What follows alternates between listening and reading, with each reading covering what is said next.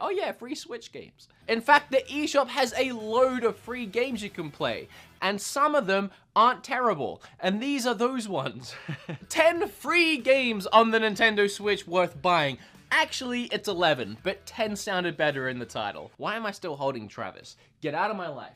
With all that being said, shut up, sit down, and let's talk about a bunch of free games on the Switch. What do you got to lose? They're free, okay? Get started. Sorry I said shut up. I got carried away. The first free game on the list today is Fortnite, and the next free game is Pokemon Quest. Can I breeze past it that quickly? I'll just say one thing about it. I'm not gonna talk about the game itself. Y'all know what Fortnite is, but it is a perfect example of something I wanted to bring up. Most of the games on this list today do not require you to spend any money in them to have fun. If you're looking to play one of these free games, your credit card will not need to go anywhere near the Switch at any point in time. It can. It definitely can. I mean, that's how these games survive. It's by other people pumping money into it, but that's not your problem. What other people do with their money is their problem. If they want to spend money on Fortnite, they can. If they want to spend money sending me fan mail, they can also do that. If they want to spend money on my Patreon, www.patreon.com/beatemups, they can do that too. That's not your problem, it's theirs. So stop complaining about it. But my point is, Fortnite is a perfect example of a game that you do not ever need to spend money on. The only thing you'll get by throwing money at it is cosmetic stuff, so you can literally enjoy the full game for free. However, and this goes for any of the games on the list, if you have a small child playing these games, you might want to make sure that it's not easy for them to start buying stuff on your credit card, because it'll happen. Whether they mean to do it or not, these games will trick them into it, so be careful. That goes for all of these, but especially Fortnite. You can get dogs in backpacks. I mean, at some point, you just gotta buy stuff. Anyway, the next one, as I was saying, is Pokemon Quest. Do you guys remember Pokemon Quest? At some point last year, Nintendo decided they were going to go Pokemon crazy and just throw a ton of these Pocket Monster games on the Switch. They announced the Pokemon Let's Go games, as well as a brand new main series title coming this year, which ended up recently becoming Pokemon Sword and Shield. But also on that very same day, they dropped out of nowhere for free another Pokemon game called Pokemon Quest. I downloaded it that night and fell in love with it. I would go as far as to say I was addicted to it for about 3 days.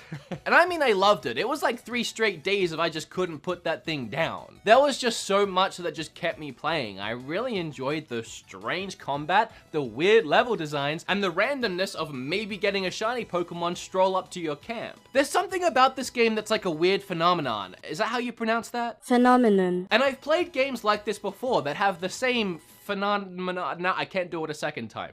If it was even right the first time. It's a mysterious thing about the game that when you're playing it, you just keep wanting to play it, like another level and another level. You just get addicted and it's just fun to keep playing. But as soon as you stop playing and you take a breather from the game, maybe even for a day or two, there's almost nothing driving you back to the game. You have so many other things that are probably better than that you want to play instead. For free, it's absolutely worth it. All I can say is if you're enjoying it, keep playing it and don't stop, because as soon as you do, you might not play it again.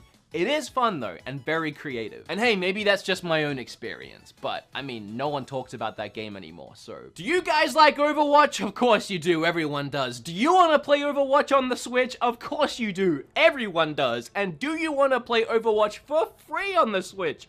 Of course you do, everyone does. But you can't. What you can do is play Paladins for free on the Switch, which is pretty much Overwatch. Just not as good, but still good. No, in all seriousness, Paladins is a really, really fun game. You can actually buy the game for 30 bucks and you'll unlock all the characters and just everything that goes along with it, or you can just download it for free, have a few characters, and as you play, you unlock more. If you haven't played Paladins before, or Overwatch before, or a game like this before, this is the easiest way I can explain it. Assuming you've played a MOBA before, like League of Legends or Dota, and then you wrap it all in a very bright, bubbly, and cartoony skin with over-the-top, crazy, wacky characters, and you have a first-person shooter with a ton of different abilities and an ultimate ability that looks really cool and it's really fun to play. And unlike Pokemon Quest, this is a game you'll keep coming back to, assuming you enjoy it, which I do. It's easy to pick up and play a few rounds whenever you want, and it's always a fun time. It's the kind of game where even if your team is losing, you can still have fun. Of course, if you keep losing, it becomes not fun pretty quick, but you can still have fun. Oh, and while we're on the subject of MOBAs, I may as well talk about the next two games, the first of which being Smite. Now, recently I made an entire video about Smite because I really like the game, and I actually really like how that video turned out. I talked about my favorite things about the game, some of my favorite characters, and even broke down how to play the game. And I did that because the game is so convoluted with so many moving gears and parts, it takes a while to get your head around it and even learn some of the basics. So if this game does interest you, I would recommend going and checking out my video, which I'll leave in the description down below. But essentially, it's a MOBA, again like League of Legends and Dota, but played in third person. It's a really interesting concept, and again, I like it a lot. Obviously, it's free, or else it wouldn't be on this list, but you can also buy it, and it's the same deal as Paladins, where one way you have all the characters unlocked, and the other way you have to earn them. And we've gone from Pokemon Quest, a game that's a little addicting, but you might forget it, to Paladins, a game that's, you know, somewhere in the middle, you'll pick it up every now and then, to Smite, a game where you can easily spend hours and hours and hours just in one session, because each game can last about an hour, and you won't ever stop at just one game, and then you'll come back the next night, and the next night. If you think you can handle it, there's a ton of fun to be had in Smite for free. And the next free MOBA is Arena of Valor. Now, I haven't actually played this one. It looks like a more traditional MOBA, again, like the two that I keep mentioning, Dota and League of Legends, where it's more akin to a top-down strategy style game. And if you're into the more classic style MOBAs, Arena of Valor might be better for you than Smite. But what would I know because I haven't played it? I just heard a lot of really great things, and it's free.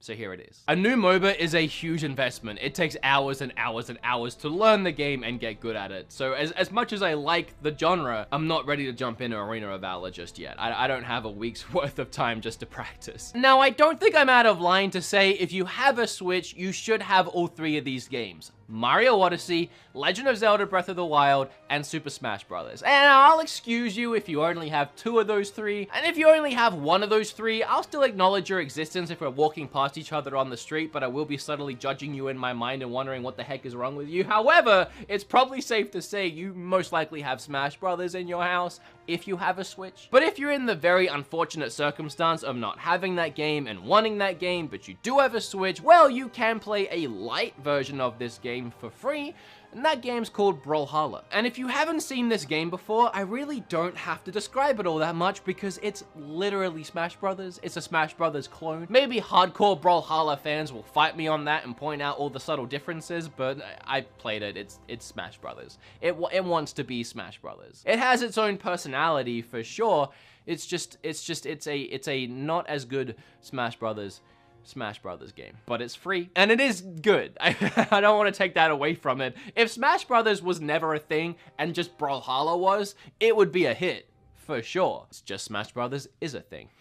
Fallout Shelter is another perfect example of a free-to-play game that's just free to play and you don't have to put any money into it to enjoy it. Bethesda didn't care too much about making a ton of money off of it, so they made it just fun to play. And you can spend money on it. You can buy lunch boxes, which will unlock a bunch of things for your characters, like weapons, or even unlocking actual characters, but it's not necessary. And the game ended up being a huge hit. It exploded, and a ton of people did put money into it, so Bethesda kept supporting it. And it's no surprise that because this game was developed and built for a mobile phone, that it works really well on the Switch. Because the game still runs in the background like it used to on phones. You wouldn't have it open all the time, you'd be texting or playing other games, or you just wouldn't be using your phone. But meanwhile, the game is still active. But it feels like a live 24/7 living, breathing ecosystem. You start with a very small ragtag group of survivors, and you start to build a colony around them, layers and layers deep into the ground. And again, this is just a fun, free game to play in between playing other games. Whenever you're done with that 5-hour Final Fantasy IX session and you're about to log off and go to bed, you can quickly check on your Fallout Shelter and see how your survivors are doing. Make sure they're fed, make sure they have water, make sure none of them have died, and then go to sleep, wake up in the morning, and check on them again. Or forget about the game completely for 3 months and then sign back in and find out that everyone is dead and you got game over. I don't know if it works that way. We could find out. I uninstalled it, so yeah, they're probably all dead. That's what happens when your channel's about reviewing eShop games every week. I need space. I end up deleting stuff. I do want to add the long-awaited Undertale sequel, Deltarune, to this list, because Chapter 1 is free, and you'll get about 3 hours of free gameplay out of it. However, if you love it, and you will, everyone will, and everyone does, you will have to pay for the other chapters. It's only the first one that's free to get you hooked, and then have you play the rest. That's how confident they are that you will buy the rest. You can have the first one for free. And yeah, it's good. Obviously. The next free game blows my freaking mind, and that's Warframe. I made an entire video about this game. You can watch it down below if you want to find out all the reasons why it's so insane. But to summarize it, I still don't know how this game is on the Switch. It is such a huge, expansive, gorgeous looking game. It's one of those games that when you see it running on the Switch, it feels like a dream. Warframe is actually a teeny tiny little bit like Anthem, in the sense of you have like these Iron Man suits that have these crazy special abilities, and you kill a bunch of enemies. It's pretty much where the similarities finish, I guess. However, Warframe does have some really expansive open world areas where you can fly around. And that is a lot like Anthem. And again, it's these areas in particular that just blow my mind when I'm playing it handheld in bed on my Switch. And not only does it look absolutely gorgeous with all these different lighting effects hitting me straight in the face, but I'm literally flying around huge open areas and just landing and killing enemies and going on my way. Now, some have argued if you really want to level up quickly and get access to the good weapons and the good stuff in the game, you will have to pump some of your own money into it. However, I don't feel that way. I really don't. And the developers are actually proud of the fact that this is a balanced free-to-play experience, meaning if you don't want to spend money on it, you don't have to. It's not a necessity. You can do and acquire everything in the game for free. But I played this game for hours and I never felt the need to buy anything. Maybe if I was diving into some of the PvP stuff, which I never actually ended up doing, I might be more